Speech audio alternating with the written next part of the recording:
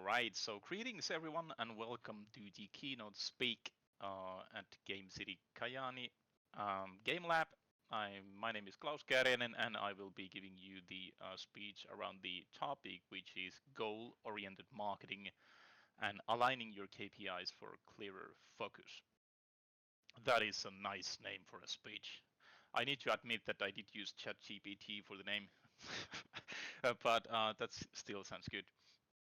But it still makes a lot of sense, the given topic that we're going to be talking today, since we're going to be talking about goals. We're going to be talking about KPIs, and if you don't know what is a KPI, that is okay as well, but we will be taking a look into that.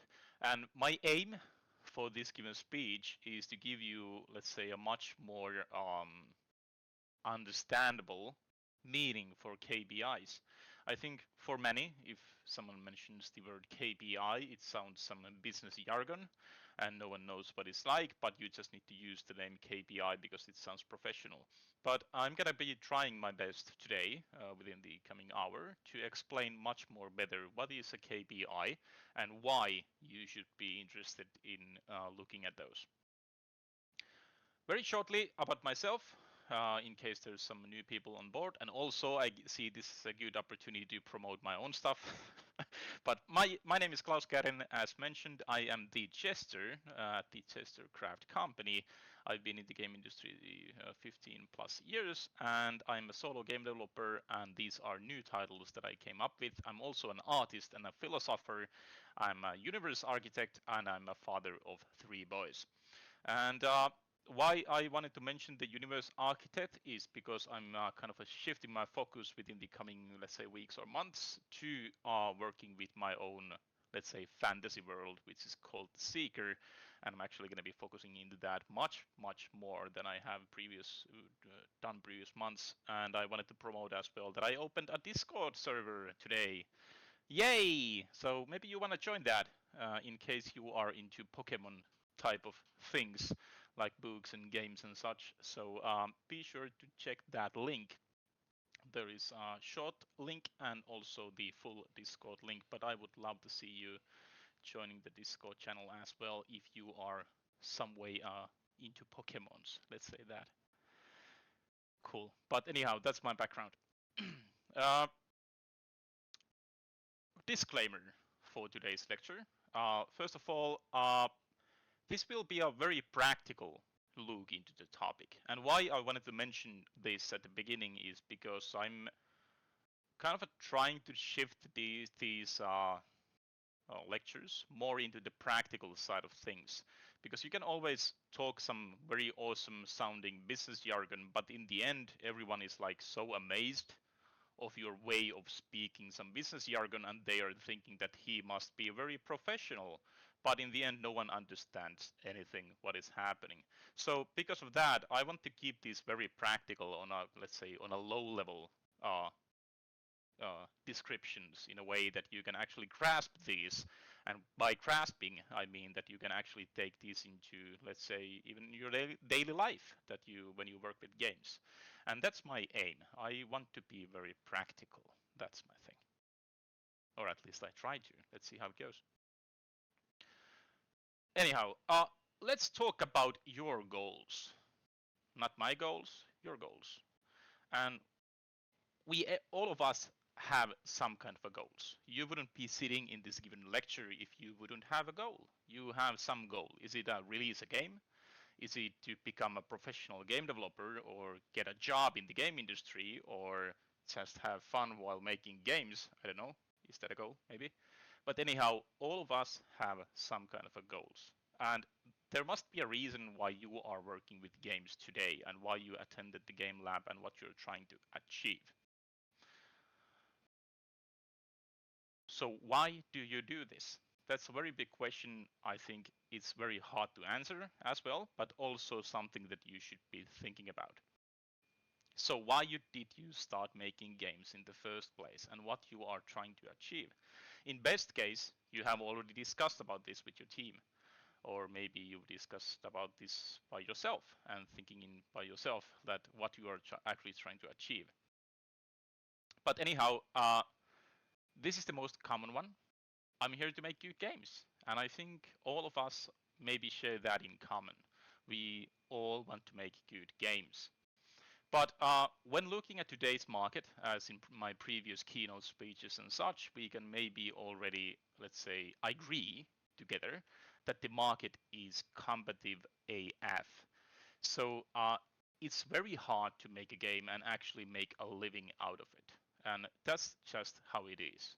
And yet again, if someone missed the previous keynotes and such, to put it in a nutshell, there were in Steam 19,000 games released on 2024. And back in was it 2018? There were a couple of thousand games released on Steam. And the shift that has happened within, let's say, 5 to 10 years, you don't have to even go 10 years, let's say 5 years, it's been massive.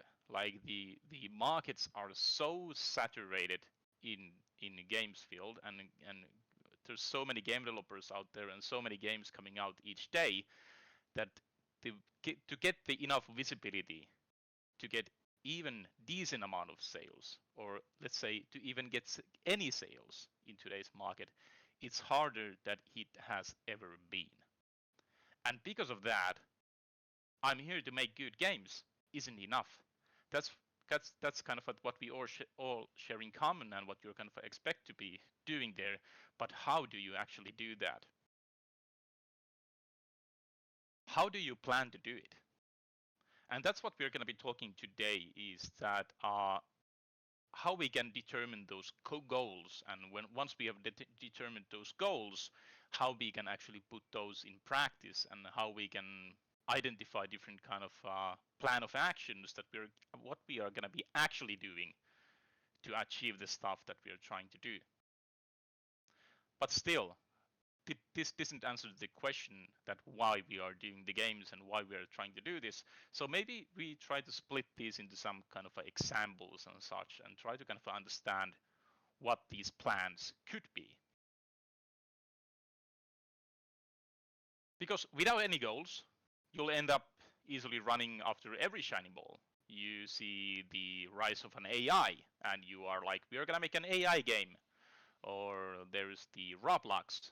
We're gonna make Roblox games because that's a trend. Or I don't know, you name it. Something that you just hear that this is a big thing, and you're gonna be, whoa, well, maybe there's money in there. We're not gonna do that. The train has left the station already. If it's already a trend, there's you missed it, and there's kind of you have to see it up front what could be something that is becoming a trend if you are aiming to get into that, and that's basically impossible because no one has a crystal ball to actually see in the future, and if you do, please let me take a look into that as well. But I think we don't. But you don't know if you're doing the right things if you don't have any goals, and you end up just making game after game, and you have no clue what you're even doing, and you just most likely fail, and you don't even know why you failed, or even you happen to succeed, you don't even know why you succeeded and such. And on the bottom of the screen you can see the basic cycle of a project, how it easily goes as well. That you just leave your previous project to look into something much more shiny, much more good looking, and that's the next game, obviously. So you don't want to be that yellow guy, that one there. You don't want to be that.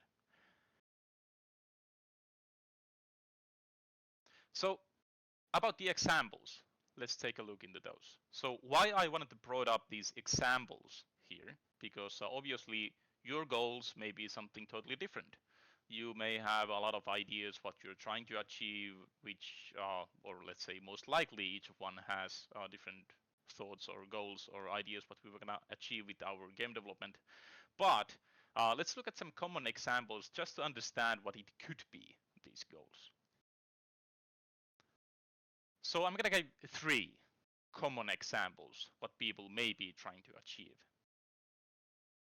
The first one is the publisher focus.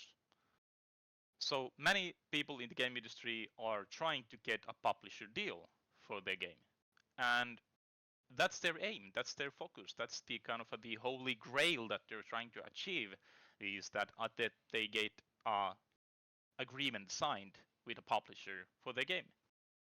That's one goal. Maybe you are building an investment and funding driven company, and you're trying to get investments to your company, or some, let's say, public funding from Business Finland or such. Maybe that's your aim. Maybe you're trying to build a big team and you need that investments to keep the projects and the company afloat. Or maybe you're self-publishing. Maybe your aim is that we don't need money, we don't need a publisher, we're going to do this ourselves, and we want to do it ourselves because reasons X, Y, and Z and such. But we just want to publish this ourselves. Maybe that's your dream or goal or whatever we want to call it. So these three common examples will be the, let's say, big driver for today's rest of the slides and such. We are going to split these into more understandable things, what it actually requires to achieve these goals. What you need to be actually doing, like in that practical way, like I mentioned, to get a publisher deal, or what you need to do to get those investments or the funding, or what you need to do to get that self-publishing focus. But how we're going to wrap that up is that I'm going to also split it into the KPIs that if you're trying to, let's say, go for the self-publishing part, what kind of a KPIs you maybe should be looking at. But let's go forward. So publisher focus goes first. So in case you want to sign a publisher deal for your game, maybe it's the current game, maybe it's some upcoming game, or maybe you're just planning a game that you want to get a deal from a publisher. The publisher rarely come randomly or via luck, so you need to be actually doing something to get those publishers. First of all, let's break a myth if someone in the audience is thinking that publishers just contact people and say that we want to work as a publisher for your game. I think that is already a position that you should maybe think that do you need a publisher if someone starts asking you the deals, because you are most likely getting the visibility so much that that's why they're interested. So most likely the publishers won't be asking you anything. It's you who should be asking that could this game be interesting for you? So it's your job to contact them and keep them notified of your progress until you get a no answer, basically. So I'm gonna explain these like very, let's say, grassroots level. Don't get bored if these are things that you already know, because there's a reason for that. But just hold on tight. But yeah, it's your job to contact them and keep them notified of your progress. Your development should be planned in a way that you have something to show every month.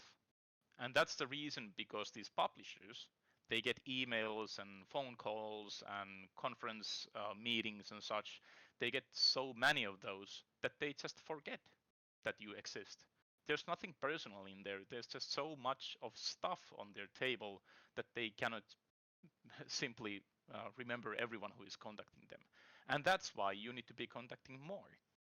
And that's just the name of the game. Like, especially if you're nobody and you're making your first game and no one knows about you, you should be making as much noise as possible towards the publishers.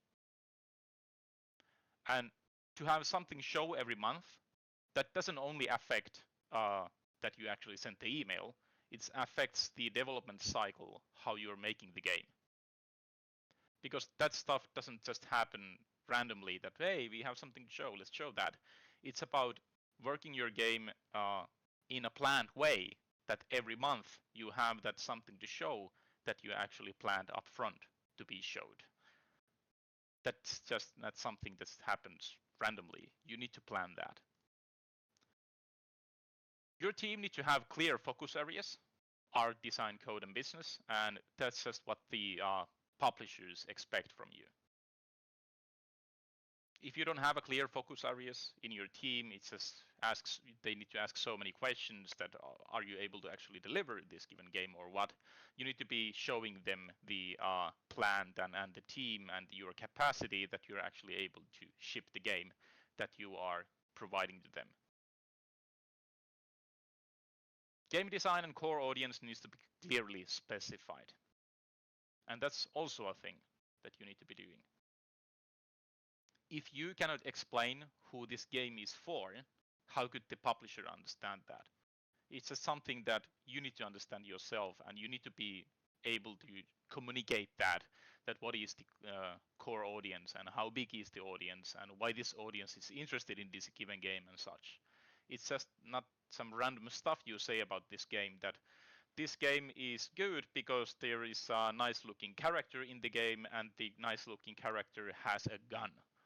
Just that obviously is not enough. You need to be able to describe also that why this game is interesting for their audience and how big that audience is, and in the end, how much money can we expect to be coming from this given game. And the most important part that is highlighted in red, that if you are aiming and your goal is to get a publisher, you should be planning this before you even do anything. Not a concept art, not a line of code, not anything. The game should be already designed in the first place to fit into portfolios of some given publishers. And that's not luck. You just make some random game and you happen to hit into kind of making a game that fits into some given publisher's portfolio. It's something that you can plan ahead. And you can understand that our goal, or my goal, is to make a game that fits, that I want a publisher deal for. So because of that, I want to start designing a game that actually fits into the portfolio of, let's say, Raw Fury or Devolver or both, or something like that. And I'm going to be looking at their portfolio. I'm going to be looking at Devolver's portfolio. I'm going to be looking at Raw Fury's portfolio. And once looking into that, I start to realize and understand what kind of games they tend to publish. Because they don't just publish random games, they have some games that their audience likes, and that those are the games that they're trying to also seek to get the publisher deals signed with. So yeah, this is one goal example, just one of them. We're going to go through the two more as well. But just to give you some understanding that if you are setting some goals, that what you're trying to do, it affects basically everything in your development process. The earlier you understand what your goal is and what you're trying to achieve, it's much better to plan ahead and know what you're trying to do, but also get motivated that why we are doing these things. Because if the team or yourself don't know why you are doing the things, it's very hard to keep motivated for months or maybe even years to working with something, because you don't even know what we're trying to achieve here. All right, so next up, the investment and funding focus. This is the kind of, is it the most traditional way? Maybe not the most traditional. Maybe the publisher deal is the most traditional way. Maybe the investment and funding focus is the kind of where the big companies come from, like Rovio and Supercells and you name it. Basically, all companies have gone through this round of focus. And it goes something like this. You should be building something that can be scaled big, because you are working with investors, and investors doesn't care about does the character have a red hat, or they don't care about is the genre this or genre that. They don't really care about that. What they care about is that you need to be able to show that you're building some business that actually has scalability possibilities. Wow, scalability possibilities. Is that English? Maybe. But anyhow, it needs to be able to scale big, and you need to be able to show that this can be very big thing.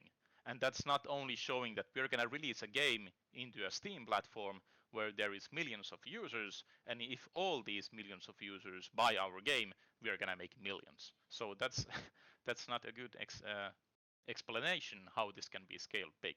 It needs to be kind of a strategy or something that hasn't done before.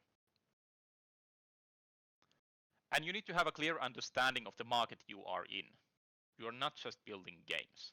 And with the market, I mean that if your plan is to make Steam games, as an example, most likely you will not get investors that much of interested in your game. You need to be building something that can be scaling much more bigger and has a lot of opportunities in making it a very big hit in the global markets. So you need to understand the market you are in to be able to describe that why this thing is going to be scaling big and such. Your uniqueness, yes, is easy to understand and well communicated.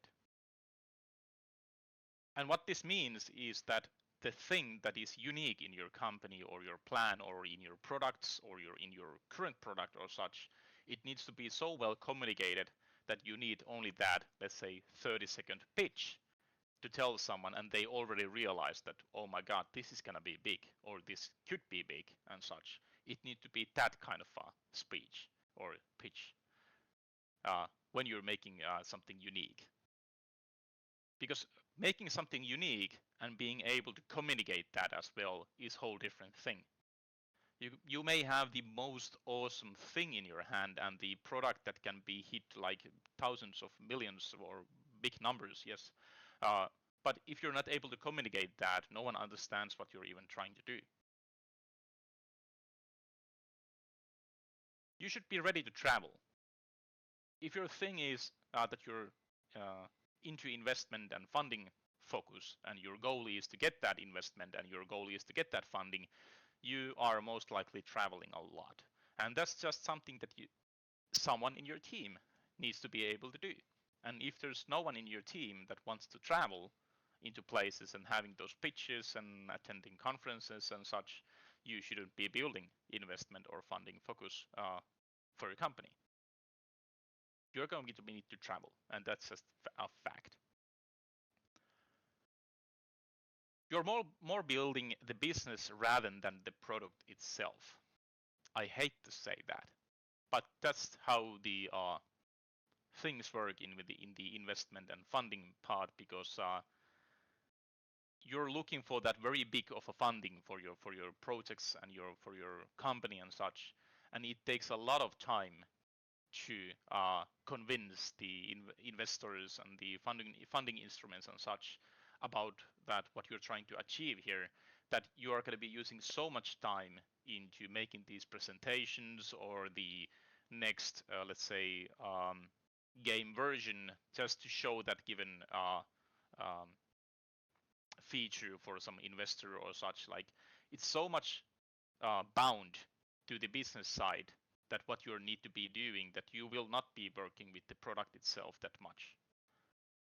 That's how the business works. Like, obviously there are companies that have been able to make a product and they're able to get good numbers from that, and after that they get the investment. But if you are not able to make a product that makes good numbers, you need to be working more in the business side and being able to explain very clearly what you're trying to achieve rather than working with the product itself. So if you want to get the money in, let's say fast, you need to be building the business more than the product itself. Let's put it that way. You need to understand the public funding instruments in Finland.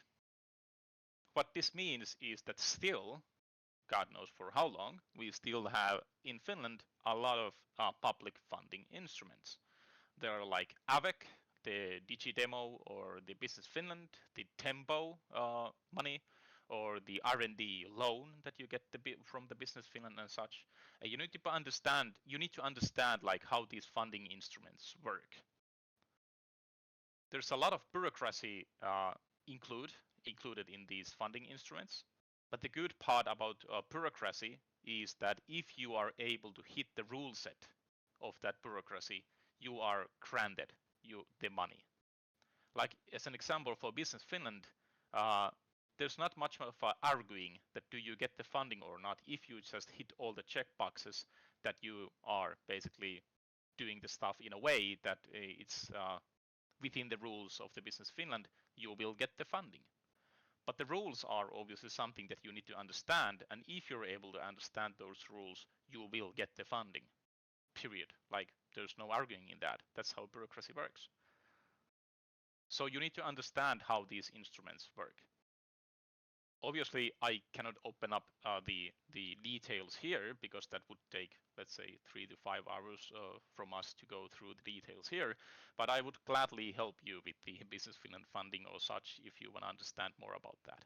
But still, you need to know how those things work if your plan is to build an investment and funding focus or goal for a company. You need to be applying for grants and competitions and validate and fine-tune your idea and core message. That's taking a lot of hours or days or months from you to be doing that. Applying for every grant that you see and every competition you see, going into those pitching competitions, and you need to be listening a lot of feedback to your core message and you need to be adjusting that accordingly and such. It's a lot of work. And if you don't take these into account, that you're just randomly hoping that you get an investor, you won't. The market is so competitive that there's so many companies actually trying to get that funding that you won't get that randomly and by luck. So you need to be actually building your goal in a way that you're aiming to get that funding.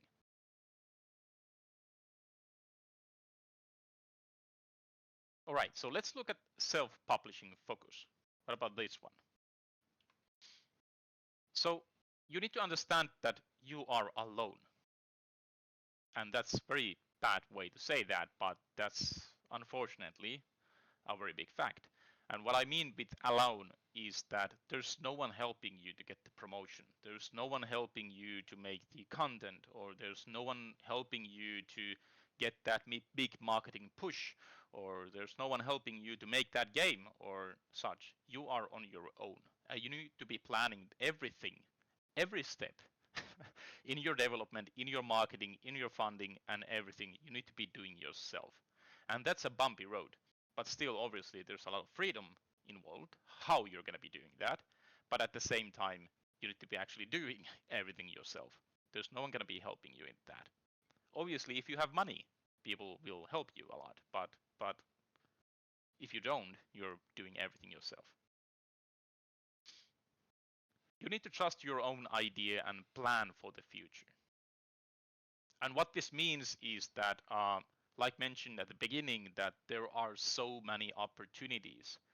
There are so many people showing you the better route, or there's so many people saying that you are doing the wrong thing, or you should be doing that, or you shouldn't be doing that, or whatever it is. And there's so much people saying you that. And it can make it very confusing for people to keep going forward towards their goal and actually trying to achieve the things that they want, because there's so many people showing some alternative routes or another options that you should be doing and such. And if you don't have any plan in place or goal in place that what you're trying to do, it's very easy to ditch your idea and your so-called dream of making the things and going towards the things that people argue and say bad things about you.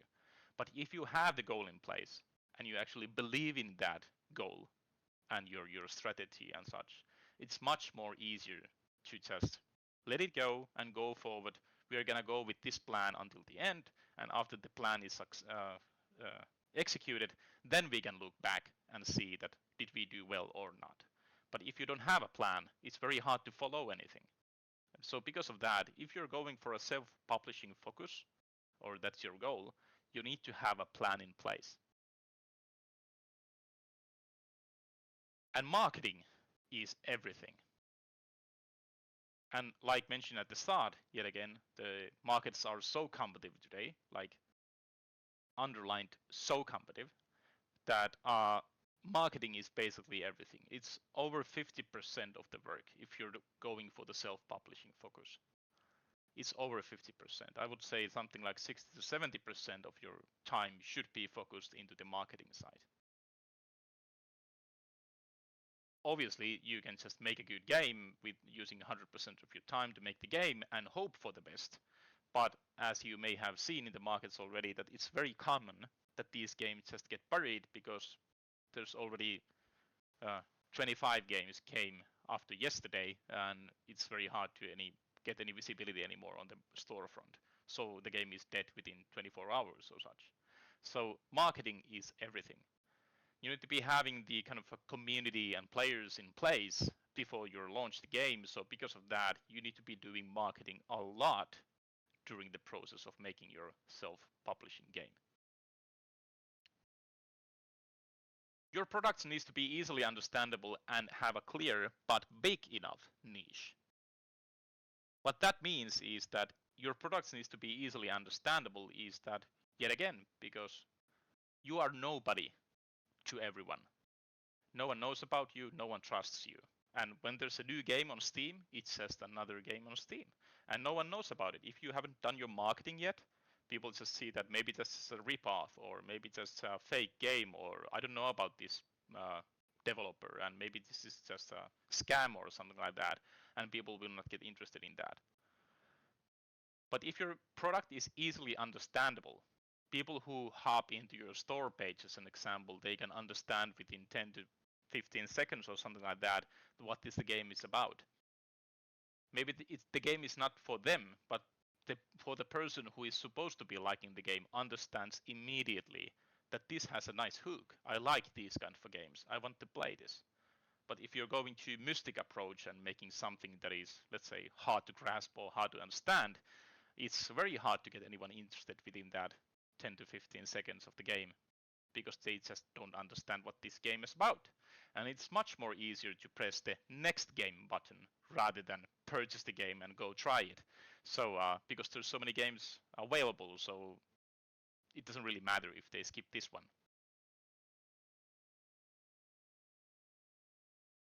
You should prepare and plan your own going for multiple shipped games.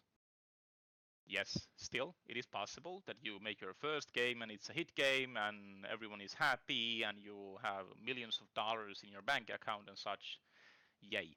But the odds are that it won't happen. And because of that, if you're going for the self-publishing route, you should be planning your route in a way that you will be making 2 or 3 games at least before you can say that are we doing the right things or not. Because you will be learning so much from your first games when you work with those and you publish those. You will be learning so much that how you can do this better, but how you can market this better and how can you design the games much better. Just it's enormous amount of things that you will be learning. So because of that, you need to plan ahead and think that this will be a game, our first game, but with that knowledge, we're gonna make much more better things in the next game, and how we're gonna do that. Once this game is complete, how we are able to work with the 2 or 3 games. That's the plan you should be focusing on, rather than putting every egg in the same basket and hoping that your first game will break the records of sales and such.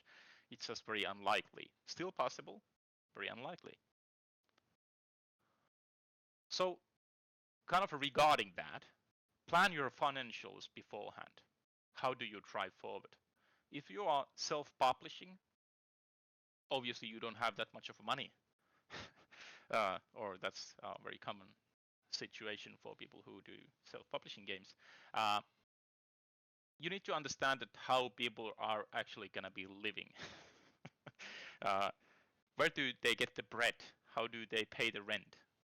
Things like that. And that's just a thing that should be a part of your plan, like how this is gonna go with our team. Are we gonna doing outsourcing? If yes, how much of outsourcing we need to do to get this keep this afloat? Though I highly suggest that you don't do outsourcing. That's a bad way. But still, if that's your cup of tea, you need to know that how much you're gonna be doing that. How much money do we need to get the X, Y, and Z things and such? Or maybe there's some alternative roads. Maybe the team is working in some different company, doing some other job to get their living, but they still have spare time for 5 hours a day, or I don't know, just throwing random numbers here. But anyhow, you need to actually plan this. This just doesn't happen via luck, that you just start making games and you just release 5 games in the next 5 years and everyone is happy. It won't happen. You need a plan how you're going to be doing that. And your time is very limited. So pick your fights carefully. it's very easy to think about that, well, we're going to be making a game, and at some point we're going to be contacting publishers about their game, and hey, at some point we're going to be making the investment rounds and start gathering money from investors and such, and hey, at some point we're going to starting a YouTube channel, and we're going to doing YouTube videos, and by the way, I like Instagram, so let's do Instagram content and such. And wow, you just find yourself like working 24 hours a day, and you have so much of a stuff on your plate. So pick your fights carefully. Where do you want to go, and why you're doing this, what you're trying to achieve, and is it something actually valuable that you want to spend your time on? Because yeah, time is very limited for especially people who work in the self-publishing focus, because they don't have the money in the first place. But anyhow, your time is limited. Pick your fights carefully. So with this in mind, you should have a focus.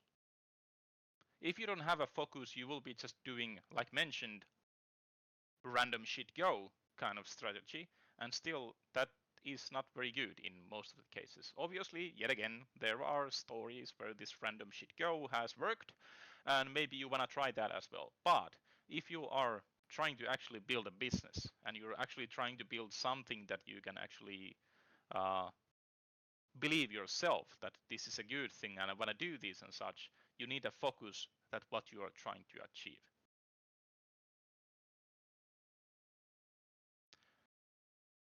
So yeah, your time is limited. You should follow the plan as good as you can during the project. And if you don't have a plan with your team yet, you should most definitely get one. And that's actually going to be the so-called quest or assignment today that is very highly leaning towards that topic. But anyhow, you should have a plan, and you should be focusing into that for the rest of the project. Yes, you will be having a lot of ideas that what we should be doing differently, or how this is much more better to do this or do that, and instead of doing that we should be doing this and such. There's going to be so much of ideas for that, but because of that we need a plan that we can follow until the end in the given project. And once the project is complete, then we can look to the left and right and think that what we should be doing next, and what we can learn from the things that we just previously did. If you change your plan like every week or every month or every quarter or such, you will be just running in circles, and it's very hard to get anything done.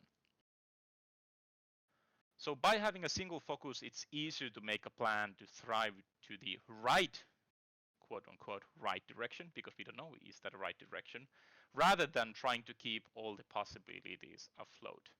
So you need to be closing doors to keep yourself focused during the project. And that's my, let's say, one of the most important advices that I want to give you, is that you need to be closing doors to keep yourself focused. Because there's so many opportunities yet again that you can go towards through, and you can just lose the sight that what we were doing and why we were doing this in the first place and such. So your team needs to have that single focus in place, that what you are trying to achieve. And those three examples I gave, like the publisher driven or the investor driven or the self-publishing part and such, are good ways, like good, let's say, common ways or common examples in what you're trying to achieve. But if you nail one of those into your plan and strategy, it's much more easier to direct your everyday work into going to that direction, rather than being divided in different ways that what we should be or maybe should be doing and such. So close doors to keep yourself focused during the project. Learn from your mistakes and make changes for your next project, rather than going for endless change loop within your current project. I've been there. This may be a very personal pointer in the list, but you should be making a plan and following it until the end, because if you don't, you will be going into that endless change loop, or it's very likely that you go into that endless change loop, and you just find yourself working with the same game for 4 years, and maybe it will be a good game, but maybe your also plan is to make, let's say, money out of this, and making a single game for 4 years, as an example, is a very risky thing, in my opinion. And now someone is thinking that, but Stardew value was made in 8 years or something like that. Yeah, still. That's one way to do it, but we are talking more about arts here rather than random nice stories. You're not supposed to be perfect, but at least you should know what you are trying to do. So after the project, when the project is done, is shipped and released, and someone comes up to you and asks that what you tried to do, what you tried to achieve, you should have an answer for that. And the answer is that we wanted to release a game. What you trying to achieve that? Was it like that you wanted to get enough sales to make a next game, or was your plan to make it as a hobby, or why did you make the game in the first place? If you're trying to make a living out of it, as an example, you need to have some kind of a plan or even some idea how you are going to be achieving that.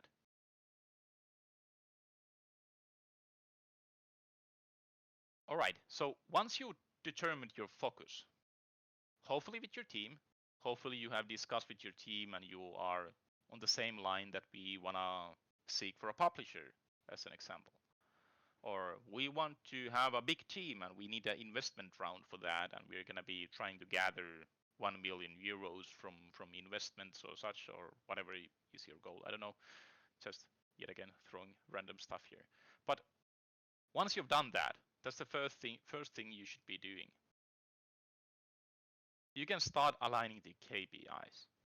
And here we go to the actual topic. No, kidding.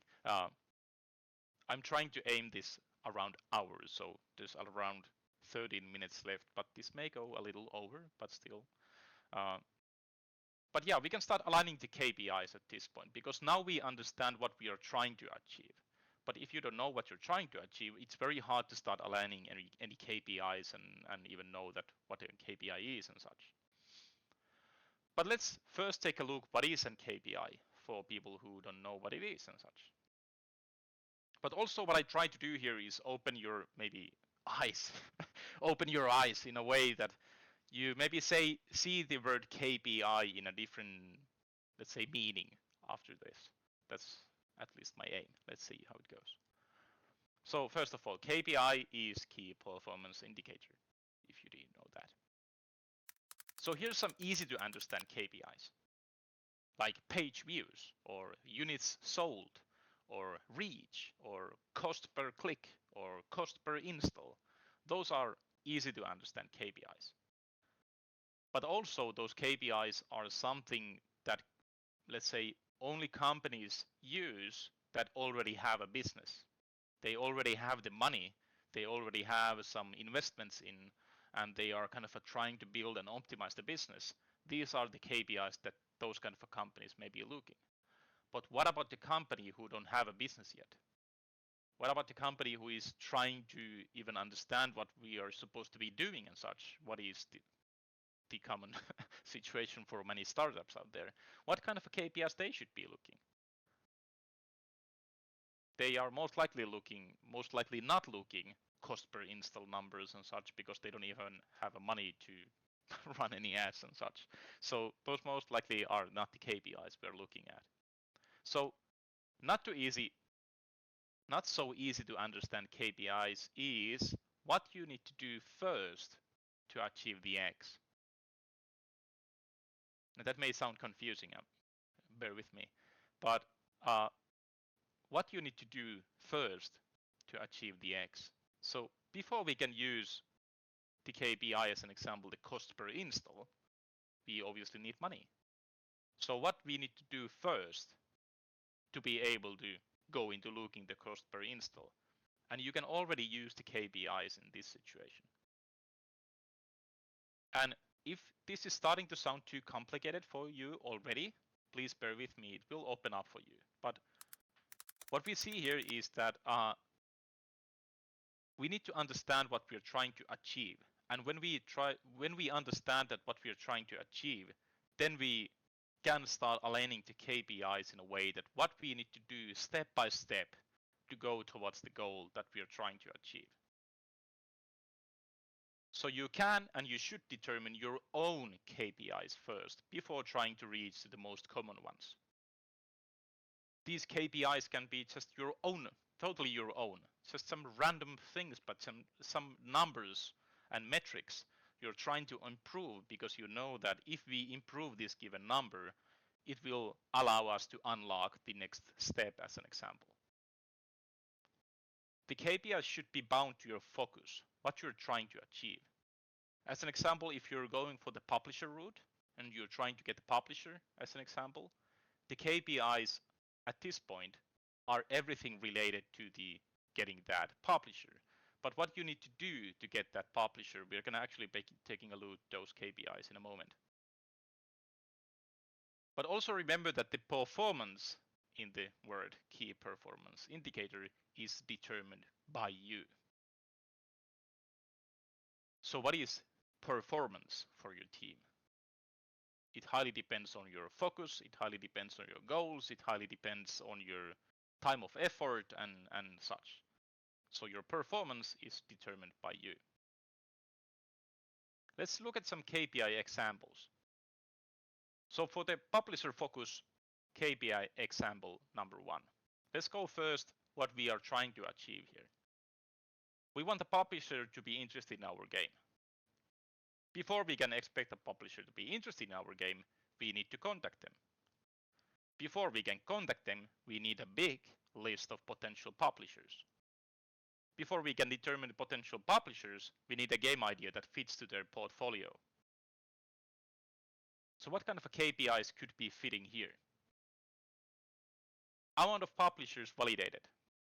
So how many publishers have you actually found that could be fitting in your portfolio? That your game could be fitting into their portfolio. What is the number for that actually? Or have you just used 10 minutes of Googling and checked a couple of publishers and sent an email? Or did you actually do the work and you have tons of publishers on your list that you have validated that these could be a good fit to our game? Amount of emails gathered. Like, do you actually have the emails in your hand that you can contact the publishers? Amount of live pitch presentations. How many did you have already? 1, 2, 0? Anyhow, if you have this KPI in place, you already know that we should be going into these places that we can actually get these live pitch presentations because it's a big part of getting a publisher. Amount of emails sent per month, as an example. So have we actually contacted any publishers? And if we have, how many? And the amount of responses that we have get so far. No interest, or demand. So with these KPIs, an example, which may look kind of silly or funny in a way that they are very simple and such, but those are still the numbers that people forget to track. They're just thinking that we want a publisher and they still work with the game and don't reach out to anyone and just randomly send some email to some one single publisher and such, and then they get sad because they didn't reply. So you need the KPIs in place that you're actually doing this on a daily basis or a monthly basis or whatever is your goal. And then you can track these numbers that have you actually done anything to get the publisher deal or not.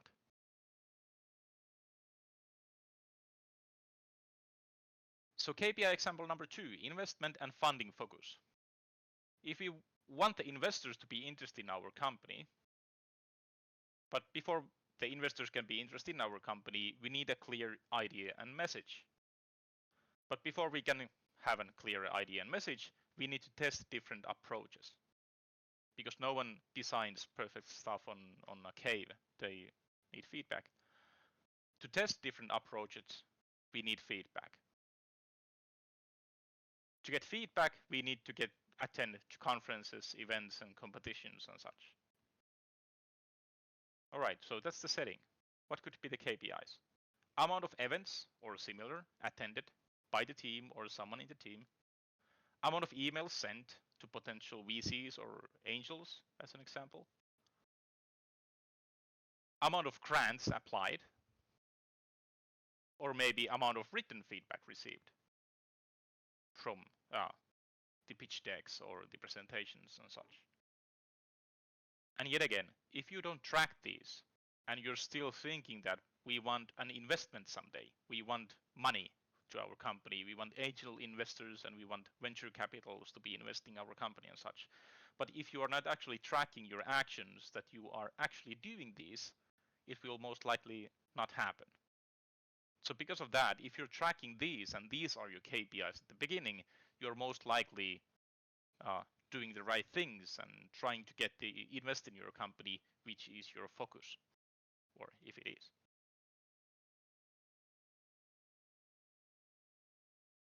So KPI example number 3, self-publishing focus. You want wishlist for your game on Steam. Before you can get wishlist, you need traffic for the store page. Before you can get traffic, you need to do promotion. And to do promotion, you need to release content on chosen channels. To have content, you need to create those during the development. And that's the setting, yet again. But it's all started with the idea that we just want wish lists. But what are the actual actions that you're doing that you will get those wish lists? So what could be the KPIs be? As an example, amount of, let's say YouTube, videos published. How many videos have you actually published so far? Amount of views in total, or yet again, as an example on YouTube. How many are there, like for you?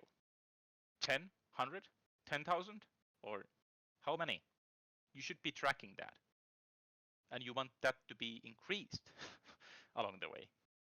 Amount of traffic on the store page through YouTube, which you can all see on the Steam analytics if you get traffic through YouTube. And you should be tracking that. If the number is upwards, like every time you publish a new video, there's new people coming to your store page through YouTube, you know that you are doing the right thing. And you should be just continue and do that more because you see that number increasing, which is your KPI. Amount of wish lists per month. Maybe, let's say, last month you released 5 YouTube videos and you got traffic from YouTube, maybe, let's say, like, I don't know, 100 people through YouTube, and you got 5 wish lists. So last month we got 5 wish lists with these 5 YouTube videos. That's not a very good number. So maybe we need to change our approach how we make these wish lists. The YouTube videos as an example. But if you are not tracking these and you have no kind of a vision what's happening with your actions, it's very hard to let go. It's very hard to keep on going on things that don't work and such. So you need to have those KPIs in place that you realize that when you are doing the right thing, but also when you're doing the wrong thing.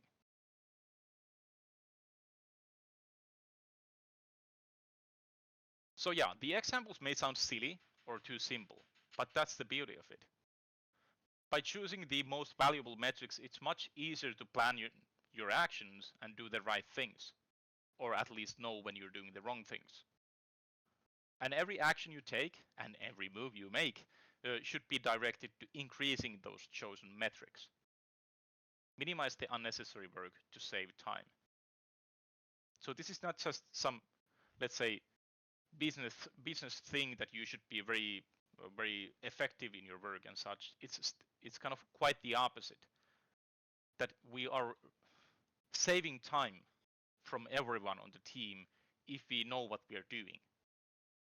We will be only spending time on things that are actually in value rather than on random things, and we hope for the best. So are you doing the right things? You don't know until you tested them and reached your goals.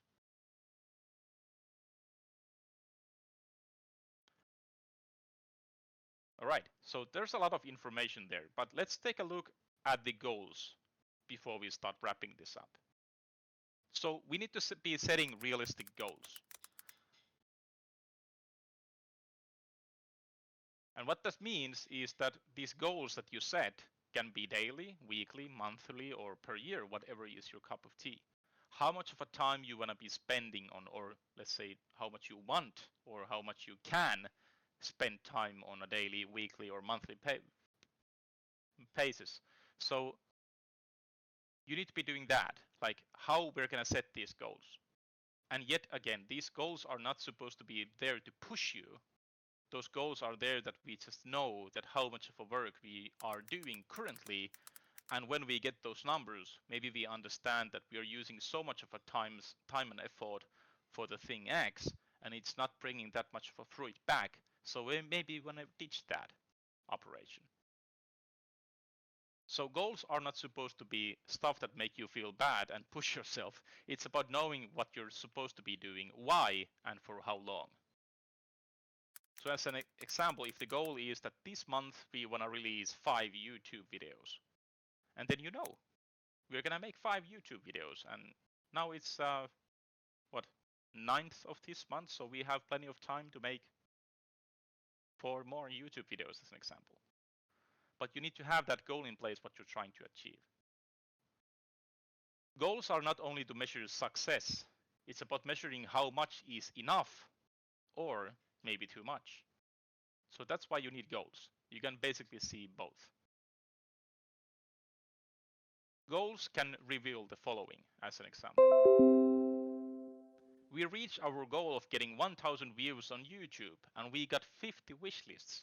Let's continue making the videos if that number is good for you as an example. But your goal was, or their goal, I don't know who these guys are, but anyhow, their goal was to get 1000 views on YouTube. And they did it. Now they have 1000 views on YouTube videos in total. And they can look from the analytics. It brought us 50 wishlists. So now we can do the math. If we can get, let's say, 100,000 views on YouTube or 5,000 views on YouTube, we know approximately how many wishlists we will be getting. Until that moment, they had no clue. They were just doing random things, and now they understand that 1,000 views equals approximately 50 wishlists. And second one, we've attended and reached our goal of attending 3 conferences on Q1 and already have 2 active publisher negotiations ongoing. So let's keep attending the conferences. And yet again, if they don't have the goal in place that they wanted to attend 3 conferences on the first quarter, as an example, they don't even know that are they doing the right thing. But they now have that. They understand that if they attend 3 conferences, they will get those active publisher negotiations. So it's much more easier to attend these in the future as well, because you know the effects. And the third one, we reached our goal and gathered 20 written feedback on our pitch deck and updated in. And now our message is much clearer for everyone. Let's keep gathering that feedback. So yet again, they actually had the goal. They asked people to give them written feedback. They discussed with people. They got that written feedback. And now they understand themselves that with this feedback, we are making much more better communication with everyone that what we are trying to do here. But if they wouldn't have that goal in place of getting those written feedbacks, it's very hard to ask anyone that can we get that written feedback if you don't even know that that's our goal.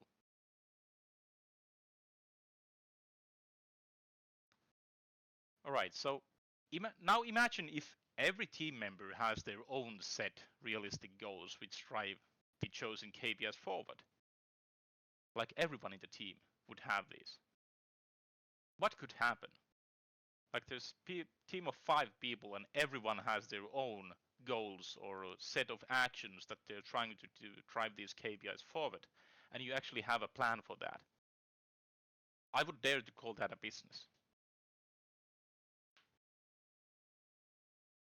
And I think a lot of other people as well, be it the investors or the publisher or maybe even the person who wishlists your game, maybe they see that as well. These guys are doing good. So now we will be start wrapping up, and I will be now giving you the first assignment or the quest, as it seems, which hopefully all of you take into account. And no, this quest is not for you to just keep you busy with something random stuff. It's just something that hopefully makes you think that why we're doing this in the first place and how we can kind of go towards our dream of making these games and such. So determine the focus for your current project. Whatever it is, but you need to have a focus in place. Discuss with your team what you're trying to achieve. Is that a clear enough motive for everyone in your team?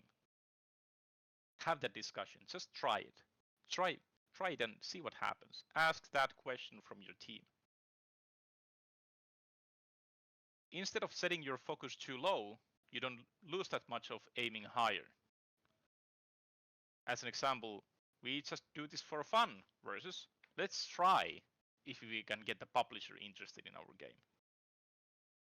There's not much of a things that kind of changes. It's about sending those emails and gathering those emails and maybe attending those couple of conferences and such. But already, if that's your cup of tea that you want that publisher deal signed, maybe implement that in your plan for the coming months. How we can actually try that. It's not about that you need to be doing that. It's something that you can try and you can learn from. Your focus is not your identity. It's the plan for the single project. Just remember that. Whatever you decide to do with the single project, it doesn't affect the upcoming projects. You can do whatever you like with the next one. But whatever you do with this given project, make a plan for it and stick to it. Whatever is your decision, it should last until the end of the project. So close the doors to stay focused yet again. You're not running after every shiny ball that you see or hear about. You are focused. You're looking at your strategy. You're looking at your plan and you're following it until the end.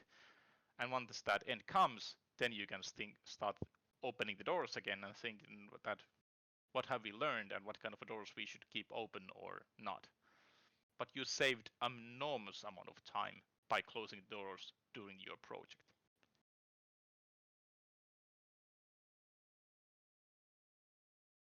So use example focus areas or create your own. These are the example focus areas as mentioned in this presentation, the publisher or the investor or the self-publish. You can go with those or maybe make a focus of your own, whatever is your cup of tea. But at least determine your focus. That's your first quest. And related to this quest, there's one more. We're gonna set the first KPI for your team and plan of action to improve it. And this is only one single KPI, so you will not get overwhelmed with work. Or highly depends what's your KPI, but anyhow, we're gonna be setting only one KPI for your team to go forward. And what does this mean? Depending on your selection of focus, determine together with the team one KPI. You can, if you like, determine multiple KPIs, but at least one. Try that. Trust me, try that and see what happens. That KPI needs to be very clear and something you can actually increase with your current time and knowledge. Whatever it is, it can be very small something or very, very big thing or just some thing that you use 1 hour each week or whatever is your time that you can use. But determine a KPI, some number you're trying to increase, and make a plan how you're trying to increase that given number. So make a plan of action for the next 2 months, how you'll increase the KPI, and make it as concrete as possible. As an example, we publish one YouTube video each week. So maybe your KPI is that how many views do we get to our YouTube, if that would be your thing that you'll be publishing YouTube video each week.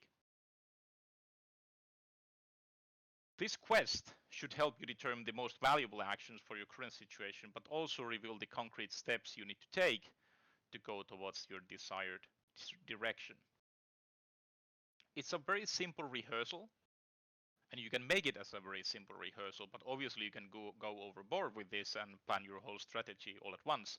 But if you're not so much into the business side and thinking about KPIs and such, Just try that one KPI and try to determine the focus with your team.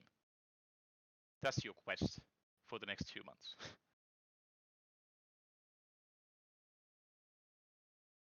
So let's wrap up.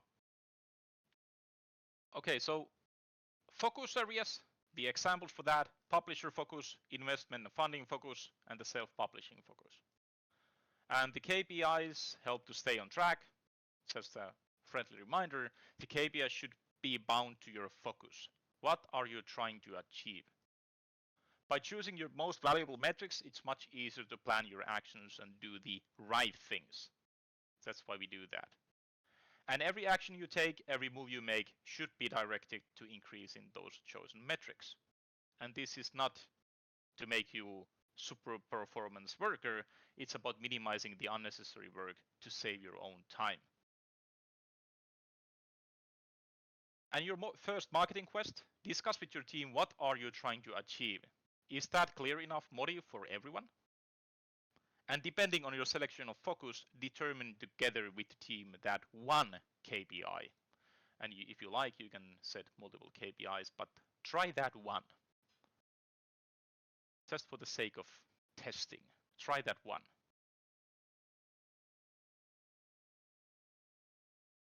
And make a plan of action for the next 2 months, how you'll be increasing that given KPI. Whatever the KPI is, make a plan of action, how you're going to be doing that.